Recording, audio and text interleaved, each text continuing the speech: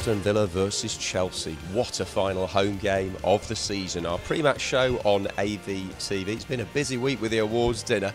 We've got some cracking content for you. Interviews with Matt Lowton, Andreas Weimann, two of our award winners. Mark Albright, he's got a watching brief at the moment. And we have former midfielders Lee Hendrie, who scored a belting goal against Chelsea at Villa Park years ago under David O'Leary, and Mark Draper, some goals scored against Chelsea, and two fine pillars of the journalistic brotherhood, you might say.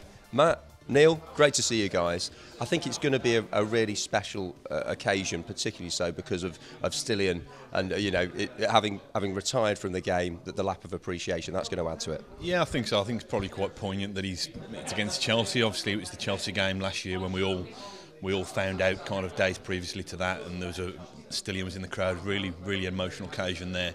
And I think he scored his last goal against Chelsea as well, and a victory there, so hopefully that'd be an omen. But it's terribly sad news. It's probably not unexpected news, but I think the most important thing is that Stan appears to be winning this main battle, and that's more important than him playing football for Villa again. He'll be a great loss for Aston Villa, but he's been a great servant, so we just wish him all the best for the rest of his life with his wife and his young kids. Yeah.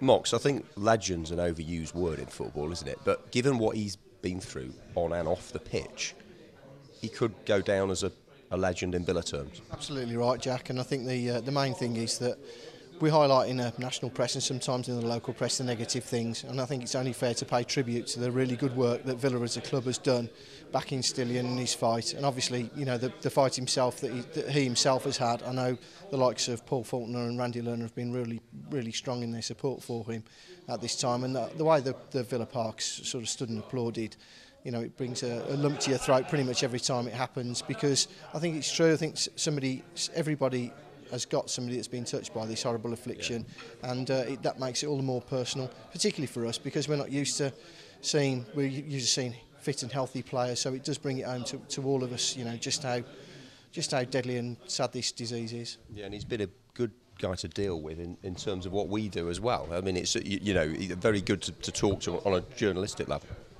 Yeah, you know what we like. We're all a cynical bunch, aren't we? But he genuinely is, and it's not just because of what he's been through. He genuinely is one of football's good guys, really. I remember playing, Stiliyan Petrov, been whiling away the kind of minutes and hours waiting to interview various players, and playing kind of table tennis against Stiliyan Petrov in this very room. He's very competitive at that as well, but he's not quite as talented as a ping pong player as he is as a footballer. But yeah, win, lose or draw, I mean, we're the ones who kind of are waiting, lurking in the mix zone, even when Villa have been defeated, kind of trying to grab a quick word. And he's took his responsibility as captain very seriously. He's never shirked an interview. He's always came along and spoke as honestly and openly as he could. And he's always been kind of self-critical where he's had to be. I mean, he's had a tough time, hasn't he? Not even before this illness, the way he's kind of rebuilt his reputation and overcome a difficult start with Aston Villa. And yeah, like I say, that's probably one of the kind of biggest plaudits I can give him. The fact that he's a true gentleman, and even us horrible bunch of hacks will sorely miss his involvement at the football club. You do yourselves down there. Much more to come from Matt and Mox. They sound like a comedy double act, don't they? In a moment on our pre-match show.